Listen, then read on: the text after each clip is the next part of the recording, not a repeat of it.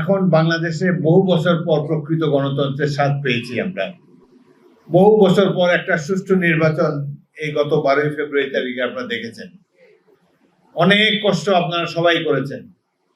Mafia সরকার আগে পলাতক ছিলেন, ঘর বাড়ি থেকে দূরে ছিলেন, বাবা মার জানাজায় আসতে পারেন নাই, মিথ্যা মামলা জেল খেটেছেন, গায়েবী মামলার আসামি ছিলেন।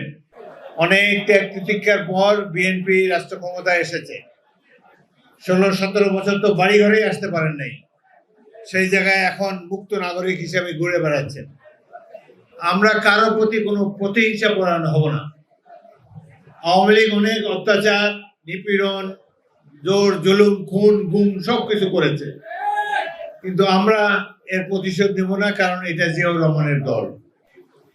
এই দেশে হিন্দু সম্প্রদায় বসবাস করে, তাদের উপরে যদি কেউ জুলুম করে আপনারা সবাই মিলে তার প্রতিরোধ করবেন। তাদেরকে আমি নির্বাচনের সময় ওয়াদা দিয়েছি, আপনাদের উপর আর কেউ কোনো অত্যাচার করতে পারবে না।